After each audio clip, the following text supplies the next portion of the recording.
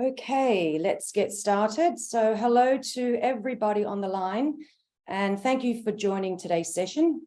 My name is Katerina Foti, you can call me Kat, and I'm the project manager at the Mekong Club. Just a couple of housekeeping rules. Please remember to keep yourselves on mute and ensure that your camera's off. So today we are joined by two special guests, Dr. Matthew Mullen, founder of A30, and Jason Briggs, who is the Senior Director of the Office of Global Initiatives at Barrett, the Honors College at Arizona State University. This is a Mekong Club run webinar, and for those of you who are unfamiliar with the Mekong Club, we are a non-profit that is headquartered in Hong Kong that focuses on addressing modern slavery through private sector engagement. We have a membership model, and I can see a few members online, and companies can join the Mekong Club to gain access to working groups, discussing modern slavery issues, and have access to a range of tools and resources, as well as one-on-one consultancy and support. So throughout the session, if you do have any questions, you may pop them in the chat box, and we'll address them after the presentation. And with that, I'm going to hand it over to Matt Freeman, who is the CEO of the Mekong Club. Thank you, Kat, and thank you all for attending this event today. I'm just going to say a couple of introductory words. I used to work for the United Nations, and at that time, I met Jason. He was actually one of our interns, and eventually we brought him on to provide some professional services. I met Matthew Mullen as well during around that same time, because his girlfriend at the time was working for me. It's quite interesting to see kind of how people over time kind of mature in their work, and they develop a certain expertise, and they go on to do amazing things. And so I'm really excited to have them both present today. One of the things that I want to say is I recently finished a 53-day presentation tour across both Canada and the United States. And during a couple of these sessions, the issue of human rights came up. And in one particular meeting in Canada, there were a number of people, and they were asking questions about human rights. And finally, because I felt like there was a little bit of a misunderstanding, I asked groups, can you kind of just list off what the human rights kind of values are, some of the things that you know about that? And I was quite surprised to learn that many of them hadn't been exposed to it. They couldn't answer the question. And I say this because as we enter into the space of ESG, including much more kind of relevance to human rights and human rights values and so forth, it's really important that basic education on human rights be given, and for it to be translated into what the business response should be. So this particular event, I think, will give us some real insights into kind of not only what human rightsness is and ESG-ness is as it relates to how businesses should relate to human beings that they influence, either in a positive or negative way, but it will also kind of give some insights into the appropriate approach of really focusing on people-centered aspects of this. And so with that, I want to thank both Matt and Jason, and just go ahead, and we look forward to learning from them and then answering whatever questions happen at the end. Thank you very much. All right, thank you, Matt. Yeah, well, thank you, Matt, and thank you, Kat, and the whole Mekong Club team. This is a really exciting opportunity. Also want to thank the participants. We really appreciate people attending, and we hope that we're able to share some ideas and some experiences and perspectives here that are useful, not only kind of conceptually, but very practically.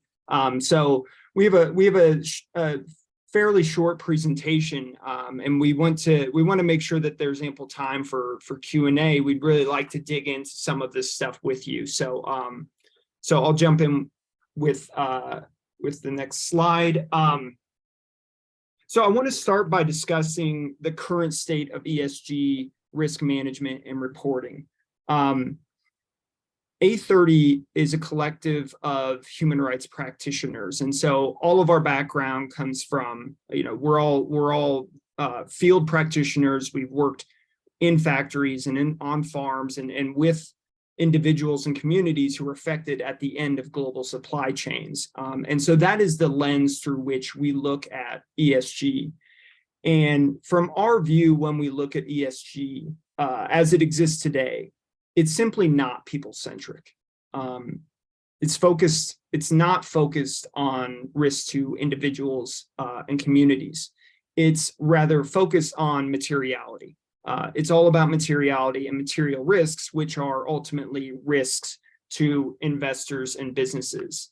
And so through that lens, ESG has a really difficult time in terms of addressing human rights and reporting on human rights. And it's a gap that is been recognized. And as you'll see in the slide, it's a gap that people are really trying to draw attention to.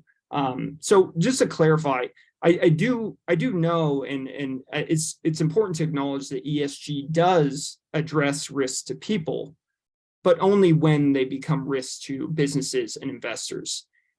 And the problem is, by then it's too late. The other problem is that ESG risk management systems are not built to address risks to people. They're not built for purpose in that sense. So we believe there's a gap. And in this sense, the gap is an opportunity. And so what we're trying to do is bring attention to human rights due diligence as an opportunity to fill this gap. So let's get into human rights due diligence. So to break this down, I know there's a lot of confusion about human rights. In the broadest terms, human rights are international norms, so standards and principles, codified in both soft and hard law. And those standards or norms, they serve to protect our status as human beings. They serve to protect our dignity, and they serve to put us in a position where we can protect ourselves, protect our family and our communities, and protect humanity more broadly. And so human rights due diligence is about, it's a structured process that focuses on how businesses can mitigate and prevent risks to people by way of focusing on human rights and addressing potentially adverse human rights impacts. Now, this area of HRDD is gaining more attention for a number of reasons, and we'll get into some of that. But it's important to realize that this is actually an obligation that businesses have under international human rights law. And so all businesses are to carry out human rights due diligence as part of their responsibility to respect human rights under the UN guiding principles on business and human rights. And I know that's a mouthful, and it's, one of those things that we want to, there are technical components here. We want to translate those to accessible and practical terms. So that's what we're hoping to do today. So we believe, if businesses can conduct HRDD and do it in the right way, they can win the ESG game and create sustainable outcomes for affected people along the way. So beyond ESG, it's important or worth noting that human rights due diligence is increasingly becoming mandatory under national legislation and regulations. And so if you look at the screen here, I'm sure as a collection of businesses and actors focused on human trafficking and modern slavery, I'm sure you're familiar with many of these different regulations. And what I think is worth noting is that on that screen, you're also going to see some new ones. So you'll see the German Supply Chain Due Diligence Act, the EU Supply Chain Due Diligence legislation. This particular map didn't capture the recently launched Japanese guidelines on human rights due diligence. And across the board, these regulations are calling upon businesses to conduct HRDD and be able to show that they're making a best effort to address potential risks to people. Now, this, we believe, is game-changing. And so ESG is in a state of flux. It's uncertain kind of where ESG as a field may be going. HRDD is far more fixed at the moment.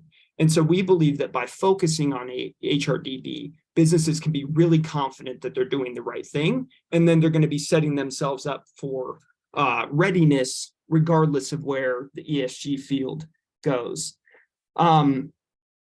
It is new, though. It is worth noting that it is new, and that a lot of actors are scrambling to figure it out, and everyone is learning in real time.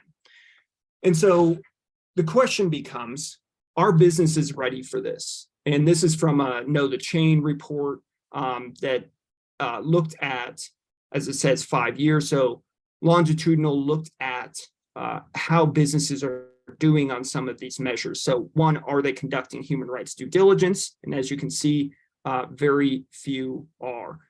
Two, are they conducting human rights due diligence in a way that actually reaches people, particularly the most vulnerable? And there we see even a bigger drop. Now, I point to this gap to say that this is an opportunity. This is not meant to kind of shame anybody. Rather, it's to point out that we see this huge rise in human rights due diligence legislation. We see expectations and regulations evolving by the day, and businesses are not yet ready in a general, as a general statement. And so this is one of those areas where businesses who can do it well are going to win. Now, in terms of what some of the recent research on human rights due diligence has exposed or revealed, it's shown that while businesses are starting to take up human rights due diligence, it's not being done in a way that's actually achieving results on the ground, sustainable results on the ground. And that's a general statement. So of course, there are exceptions to those rules. Of course, there are great programs. I'm sure many of you are part of them. So we don't mean to neglect any of that. It's more a general observation and obvious and also backed up empirically that these efforts are not reaching the people that are intended to be benefiting from these programs. And as you'll see here, there was a lot of research done during the pandemic, and the pandemic really revealed that there's a lot of work to do, that there's a big gap to close. What we see in looking at these pieces of research is that there's sort of a stagnation right now. Businesses are starting to initiate human rights due diligence. It's not really clear if there's clarity on good practice. And so there's a lot of guesswork going on. And what we see is right now, there's sort of a stagnation, and it's a costly stagnation for everyone because, of course, businesses are investing a lot of resources into these processes. And if they're not achieving those sustainable outcomes, that's just a cycle of costs without progress. Now, on the other side, there's obviously the human cost. And that's where really the cause for urgent action comes from.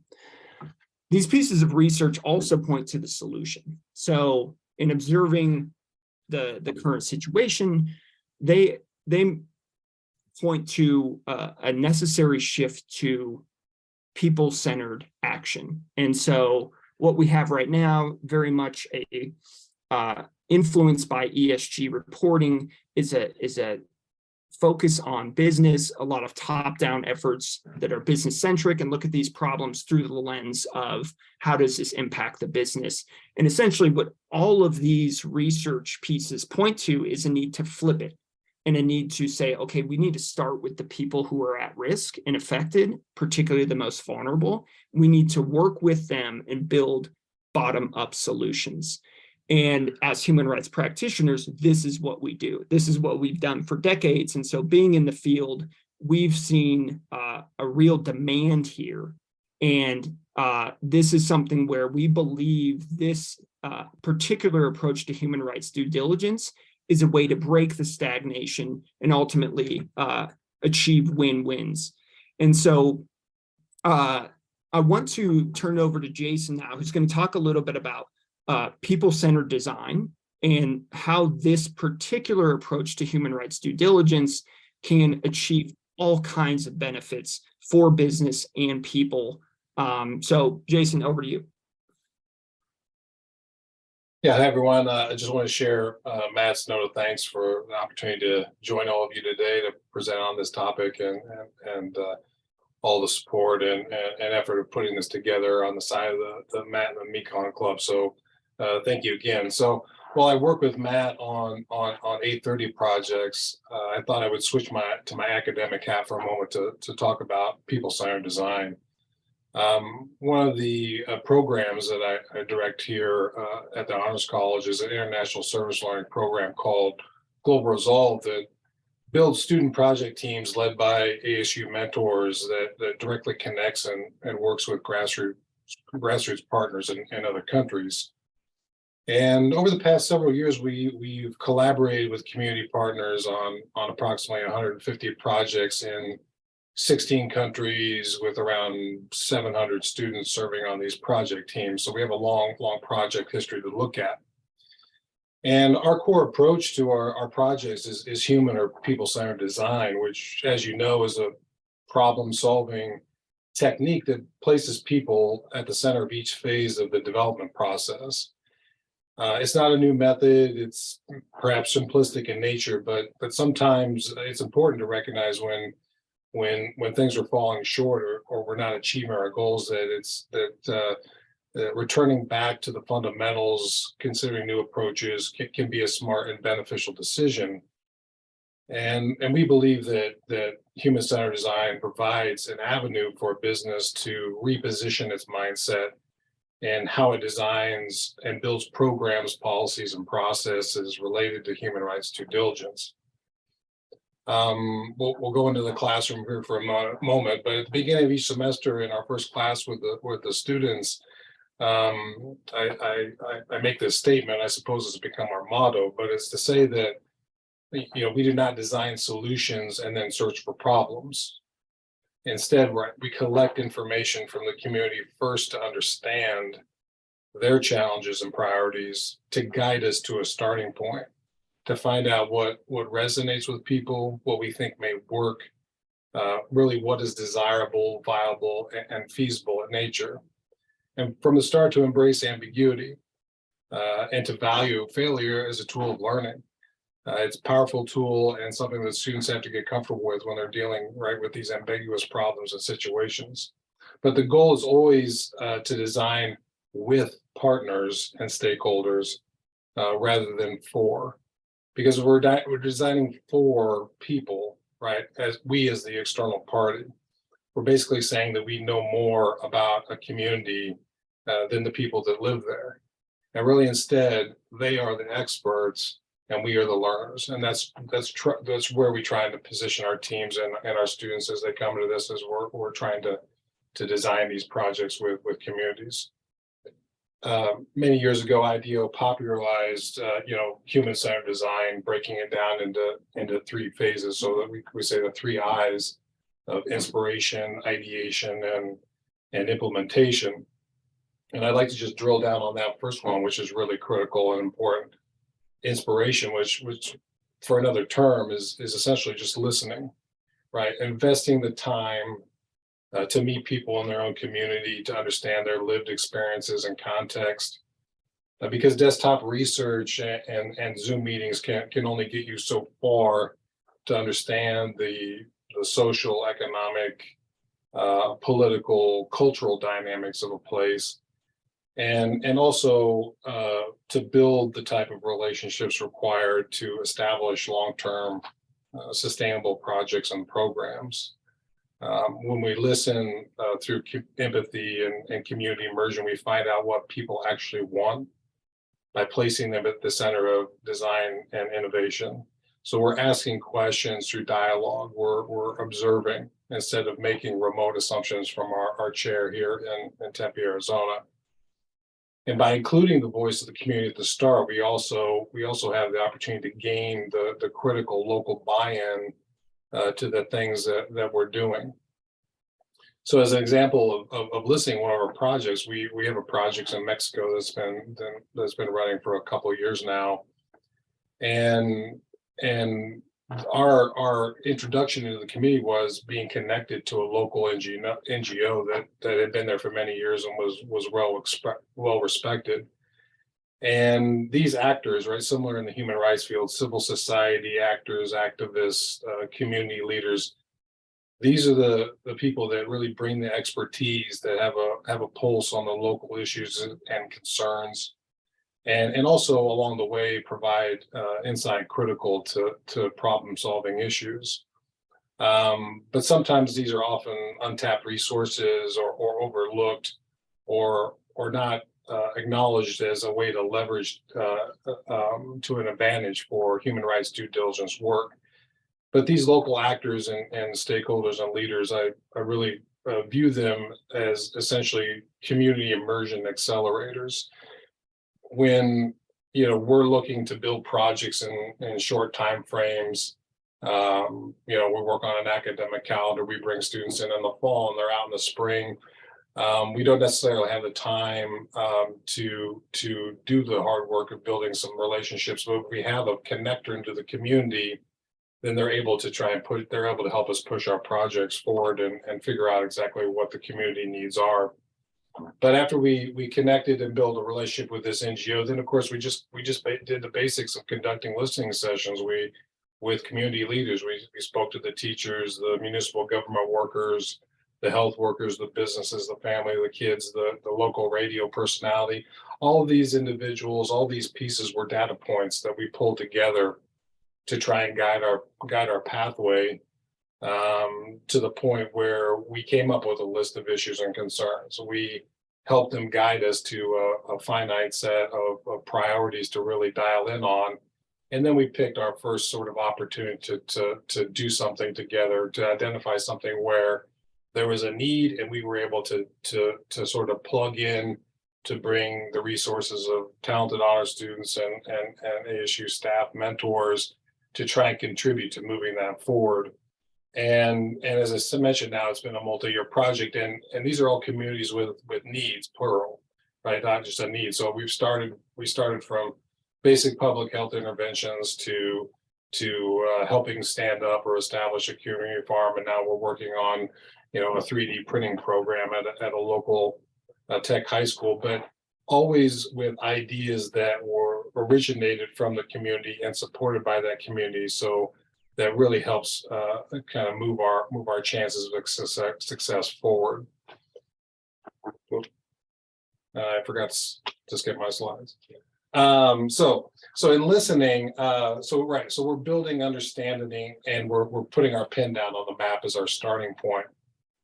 But as we go through these next two phases, what's really key to all of this is to bring the community with us through these next two phases as co-creators and collaborators, right? To help us test or refine ideas, to find solutions that ultimately we look to try and pilot and implement. But that guidance, that insight, that expertise helps us keep our focus on the right problem, and hopefully also addressing the root causes, so that we understand these fundamental issues and conditions so that they inform the process all along. So people-centered design is not only about problem solving, it's about building more preventative and resilient systems by approaching human rights due diligence from the ground up, as Matt mentioned, right, with rights holders actively engaged, rather than the top-down structure where maybe a policy or a program or some type of process is developed remotely, maybe in Los Angeles, and then implemented in a factory in Malaysia. By focusing on people and viewing them as rights holders, we're able to see and to fill the gaps that present opportunities to fuse these interests of rights holders and business to deliver positive human rights outcomes. As an example, we've been hired by a company to build a human rights awareness program that goes from their C-suite throughout their supply chain. And using this approach allows an ability to create a common understanding of what it means to respect human rights and how to act to prevent harm, which empowers rights holders and improves the ability of a business to respond to risk in situations that may arise. Grievance mechanisms is a key topic. You know, we've also seen how grievance mechanisms can be very powerful risk management tools. And we've worked with companies that have grievance mechanisms, but were maybe not viewed as accessible by rights holders. But by using a people-centered design approach, you know, that starting point of better understanding what rights holders need to properly utilize a grievance mechanism, that key input there can build grievance mechanisms that on the rights holder side become accessible and become used. And on the business side, you know, grievance mechanisms are great tools for basically early reporting systems to more quickly address and manage human rights risk. So a business can become more resilient while building resilient communities. And when this ecosystem exists, everyone benefits. Really the goal here, you know, for shared interests is to reduce risk of harm to rights holders, while also reducing risk and liability to the business by increasing community resiliency, by empowering rights holders and placing them at the center of the process. You strengthen the position of business to meet new regulatory and legislative requirements, and because your policies and programs and your process are all better and more dialed in to meet standards and expectations. So I'll turn it back to Matt to close us out here. Yeah, you know, so what are we ultimately trying to accomplish here? So we've talked about human rights due diligence, and we've talked about a people-centric approach to human rights due diligence, which I think is worth noting is exactly what a human rights-based approach to anything is. It's people-centric, it's focused on lived experiences, lived realities, and working with people to confront problems with them. Now, ultimately, what we're trying to accomplish on the factory floor is agency. And agency being the ability to act on one's own behalf, agency changes everything. And so when people know their rights, when people can act on their own behalf, when they know what to do, they can prevent harm, right? They can be the ones to step up and say, I saw something and we need to address that before it becomes a bigger problem. And so that's where you look at grievance mechanisms and you know, rather than seeing them as, you know, a potential liability or something that could be a burden, seeing them as those are the best first alert systems one could hope for, because that's where people can come forward and de-escalate issues before they become truly threatening to people and ultimately businesses. And what this does when we're able to achieve agency is it starts to automate risk management. So for all this alphabet soup of HRDD and ESG, ultimately when there's agency, when we have achieved that goal, that secret sauce, everything gets easier. And so we put people in a situation where they're able to take action. And all of a sudden, risk management becomes a collective participatory effort. It becomes automated. It becomes part of business as usual. And that's, you know, really what it should be. So in closing, I think, you know, ESG, as all of you know well, is in a little bit of flux, and it's not clear where things are going. It is also at the same time a critical piece of business success. And so the question becomes, how do we make sure that we get ESG right, especially on some of the hardest issues, which are risks to people relating to, in particular, human rights. And so it's our position that if businesses take the right approach to human rights due diligence. If they, in the first place, make human rights due diligence a priority, but then do it the right way, they can be ready for anything. So regardless of where this goes, businesses can be ready and be able to show what they're doing. They can show we've made a best effort. And that's ultimately what all of those regulations and ultimately also what stakeholders and investors are asking for. So in terms of a couple of very tangible questions or things that everyone can kind of step back and ask themselves or look at, first of all, is human rights due diligence underway? Does the business have a system of processes for human rights due diligence? If not, we believe that's a gap to really dial in on and close as swiftly as possible. The next question becomes, are businesses taking a people-centric approach rather than a business-centric approach to human rights due diligence? Because that's ultimately how we win the results that of course result in business wins as well. And so, businesses and people can ask, is there human rights training in place? Are people being made aware of this stuff? We can also talk about, are people being meaningfully consulted? That whole listening thing, are people actually being heard? Where people aren't heard, there's a good chance that we don't understand the risks, and certainly we don't understand the solutions. And so are we listening? Are we training people and creating this common understanding? And then lastly, I think it's worth looking at grievance mechanisms. Are we tapping the potential of grievance mechanisms? And so I think those are three kind of really tangible pieces to look at.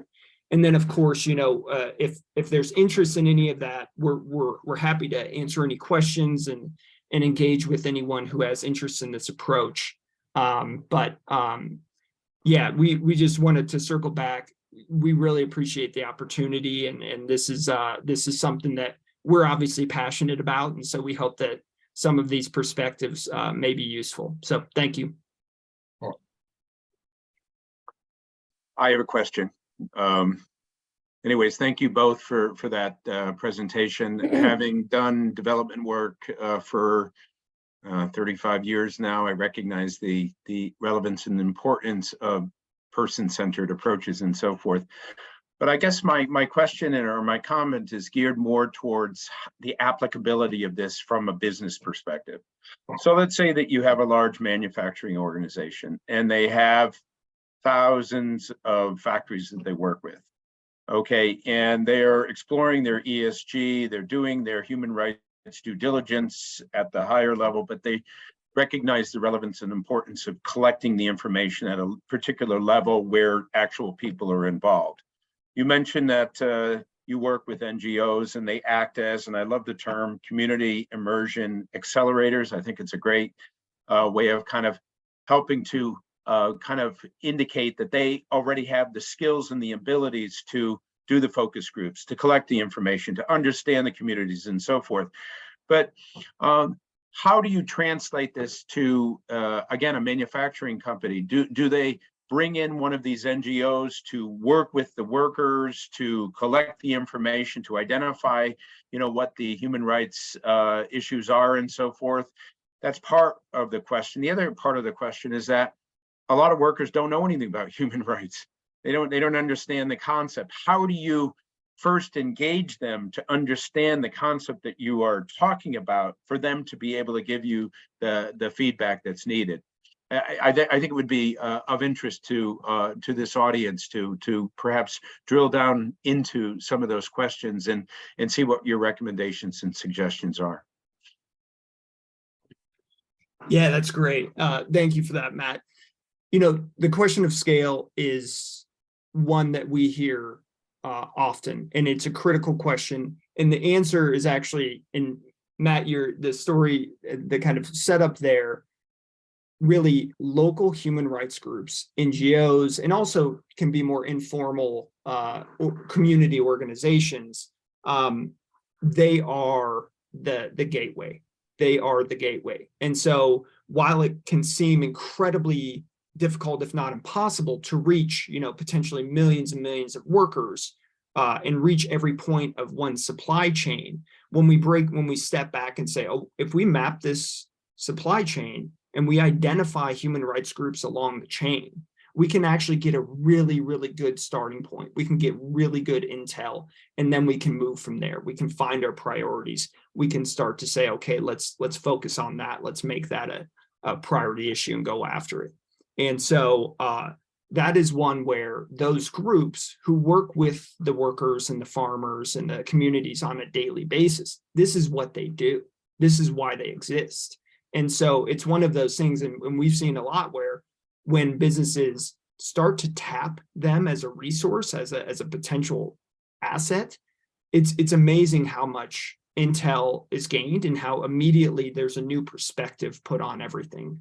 And then I think, to the question of how do you start, if you're going to, for instance, with the project we've recently been commissioned to do, how do you start talking about human rights in a factory where you have workers who have never heard of human rights, or probably have heard of it, but may not have the starting, any type of starting understanding. And oftentimes workers who may have bad or negative kind of understandings of this, and seeing it as a Western concept, seeing it as not applicable to them, right? So how do we make it work? And I think it's worth noting as well, we recognize that there are environments where human rights language is a no-go zone. And so in those areas, that's something, how do we overcome that hurdle? And our approach really is, it's not about, we don't need workers and people on the ground to be well-versed in the technical bits, right? They need to be well-versed in what matters. And we've already seen this where we've gone in and done some initial pilot training. And when workers understand that they should be safe, that they should feel, that the workplace should be dignified in the sense that, they should be valued and feel protected and feel that they matter. And then also that they should be heard, that if they see something or they have concerns, they should say something, that is absolutely permissible. And that's something that, we want to happen more in the supply chains. And it's almost as if when workers get this perspective, it's a permission, right? So it's, if I don't feel safe, I know I can do something. If I feel like I'm being threatened, or I feel like I'm just being undermined, and if I feel like there is inhumane things happening around me, I can take action. And so kind of pushing them, giving them permission to do so. And so, but really it's about translating it to practical terms, and which also gets down to like what works locally in the local language, not assuming that the English language translates well. So working with local practitioners and figuring out, how do we frame this in a way that's going to resonate with people? And ultimately it's that whole agency thing. How do we communicate the idea that people should be able to protect themselves if they're under threat? I'm going to follow up with just a little bit more on this, just because I think it's relevant enough to this particular audience. There is often a certain amount of distrust between the NGO world and the corporate world, and partly for good reason. There are some more NGOs that, in order to get a particular point across, will kind of wag a finger and, expose a particular company. And as a result of that, this creates a tremendous business risk for organizations. And so to bring in an outside group to talk to workers, not knowing what the outcome will be, becomes a potential business risk. How do you mitigate that concern? How do you help companies to understand that by doing this, it's actually a positive and not a negative, and that this will help them when at the same time they're concerned about, well, if you go in there and then this information gets to the press, it could result in naming and shaming and so forth. I'm sure there are people on this call who are thinking that. How do you do that balance? And I'll just say one more thing related to this. The Mekong Club as an organization works in a positive, supportive, non-naming and shaming way. We do nothing that would embarrass or hurt or create a reputational risk for organizations. There are other groups that, once again, for good reason, identify issues and problems and point it out in order to get change to take place. Some groups try to do both. You can't. You either do one or the other. How do you help companies to identify those organizations that can be a part of the process when, in fact, this concern about business risk is front and center for a lot of different organizations? Yeah, that's a great question. I'll turn over to Jason after. I just wanted to make one brief note. That's an immediate concern, and we realize that is a real concern, and it's also a real risk. If the process is not managed correctly, it can become a problem. So it's about finding the right local partner and then setting it up correctly. It does require a bit of trust building, and often what we found is it's working through human rights networks to find the right partner. And so it's not necessarily that you go and find any human rights NGO and they're immediately going to be somebody who can help you and who's going to sort of like exchange in good faith. But from what we've seen, and it often starts in pilots, and that's, I think that's a good model. We keep the businesses very close throughout the process so they can see how we engage these groups and they can see how the conversation starts to develop. And we express to them very openly, to these human rights groups, that look, the business has concerns here, that if things start to go sideways, we aren't going to be able to get our goals done. And so when there's that common understanding that starts to take shape, then I think people get a little more comfortable with it. But there is a level of ambiguity. There is a level of where it's just a matter of there's an art to it and stepping through with people. What we've seen is businesses do it a couple times and then they start to get comfortable and then there's much more of a willingness to sort of open up a little bit. Now, Jason, is there anything you want to add there? No, I don't have anything to add at the point.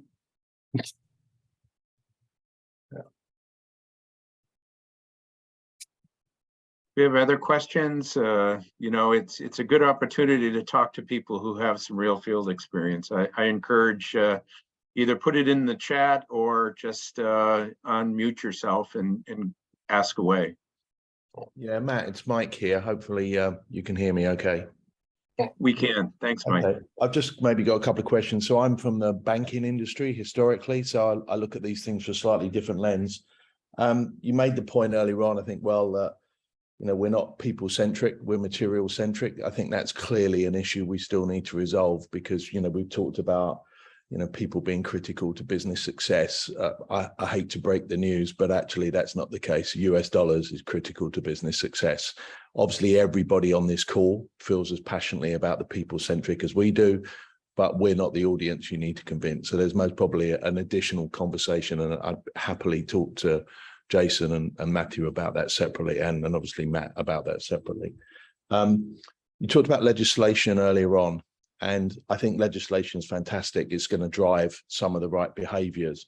But what we've seen, and working with Matt around things like the UK slavery statement, it's all well and good to put the legislation in, but if it's not audited in any way, it's as good as how it's filled in. And we've seen some very high-profile companies, high-profile banks that have said they're doing things that absolutely they're not doing, but it's actually within their slavery statement. So I think pushing legislation is important, but pushing the implementation of legislation is important. So I apologize, I'm making statements rather than questions, but I'd appreciate your thoughts around that.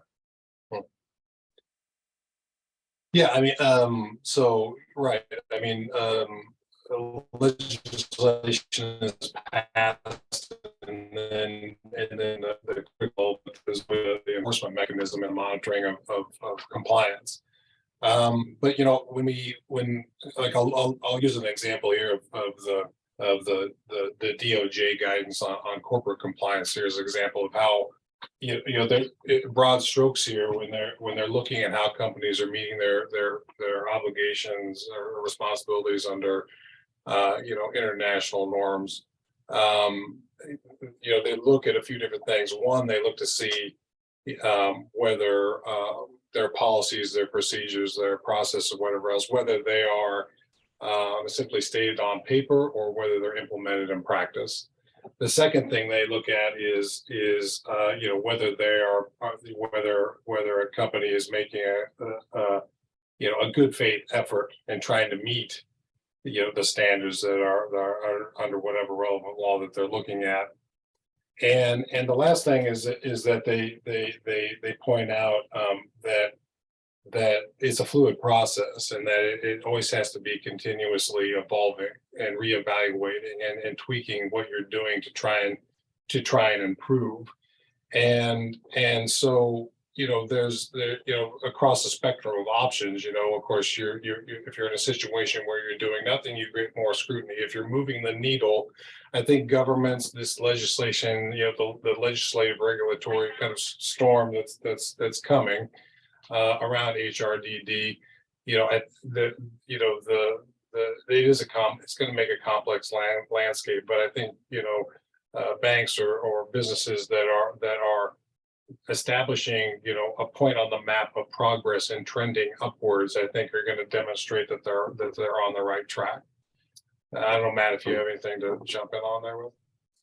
Yeah, just a quick note. I think a good example is the German Supply Chain Act. And it's like, when you dig into that, I have no idea how businesses are going to meet that mark. And I certainly don't know how it's going to be enforced or monitored. It's a very high mark to meet. And so some people are sort of looking at it and say, well, this is impossible, kind of throwing their hands up and saying, well, kind of the hell with it. This is just unrealistic. When what we've seen is that we feel that the right approach is in this situation where some of this legislation, these regulations are going to be tweaked over the years. They're going to evolve. So if we're looking at a situation that it just isn't working, but the regulations have been put in place, our thought is, what can a business do to start like Jason said, put that point down? Like, let's say, okay, what are they asking for? How do we progress? How do we progress to that mark? So I do think your point is really well taken. I wouldn't deny or challenge any of that. That's all very much true. Our feeling is that both from liability, talking about legal risks and operational risks and reputational risks, thinking of that risk management as a whole, this makes a lot of sense to start moving in this direction. And so that's kind of where recognizing that it's not a perfect solution to, and it's not going to close all of these gaps, but it seems to us, like a really good start. I want to just add something based on kind of the transparency legislation. I remember prior to the UK transparency legislation coming in, a lot of the businesses said, well, this can't be done, it's impossible, and so forth. And it was passed. And then almost the next day, they were like, okay, well, we need to go ahead and do this. And they figured it out. I think the German one, as you say, it's risen the bar, with the grievance mechanism requirements and various other things. But I think it's just part of this trend and this movement in the direction of, what we're talking about here with forced labor and human trafficking and various other things are illegal activities that are occurring. It's not just about a theoretical concept, it's about a law being broken. And we know that that's happening in certain locations and so forth. And so this process just helps to even the playing field, to allow for workers to have more kind of scrutiny over what's actually happening in their lives and within the work environment and so forth. And so I think the transition there'll be some grumbling, there'll be some, well, I'm not sure if we can do it, but they'll sort it out. And by sorting it out, and by perhaps, as you have rightly pointed out, more time actually understanding what impact this has on the people on the ground and what are their issues and problems, what do they need to have addressed, is, as you say, a win-win. And it results in the possibility of both businesses being able to achieve their sustainability, corporate social responsibility, ESG goals, but at the same time, the agency that you talked about for workers is achieved in that process as well. Jason, can I just pick up on something that you said? You talked about, I think, a sort of wave of regulations that's coming in. I think to put some context around that, clearly with ESG, especially with funds, what we're starting to see now is that certain institutions are being taken to court because of greenwashing, because clearly they're saying something's ESG, they're saying it's environmentally friendly when in fact it isn't. And often in ESG, if we're very candid, they don't mean the S part, they mean the E part. And it's the materiality versus the people, maybe to the point that you made at the beginning, Matt. I think the more and more that you're going to see people say, well, you sold me an ESG product, the S isn't right, especially if the value of that fund goes down. There's going to be an awful lot more claims of mis-selling. So it's not greenwashing. I don't know if it's red washing or whitewashing or blackwashing or whatever we want to call it. But I think if there was a principle around the failing of the S part of ESG, I think then there'll be a lot more focus. And I think if the regulations can drive us in that direction, hopefully that will come up with some of the right outcomes. It's just my view from what I've seen, but I think that's very key. And a lot more people are starting to think mis-selling. And as soon as they start thinking mis-selling, that creates a tangible dollar impact to them, which I think is most probably one of the better ways to drive it. Not the right way, but the better way. And speaking to, a consumer investor voice,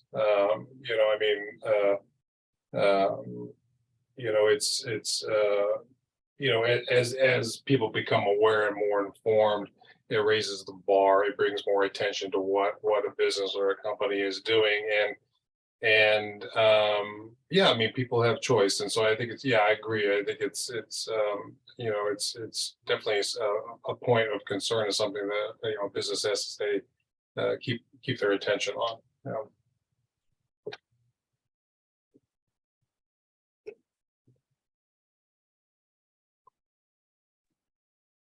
Thank you. Any additional questions? Feel free to just unmute yourself or just put them in the chat.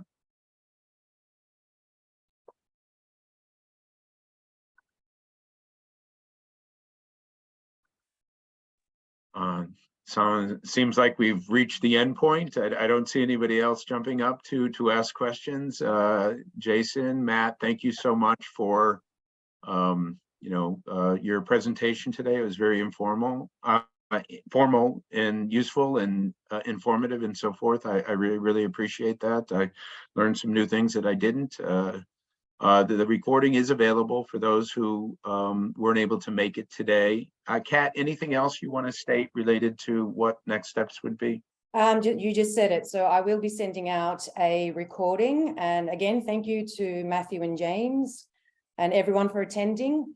And there will be a short survey that will pop up after this, and your feedback would be greatly appreciated. And I think that's it on my end.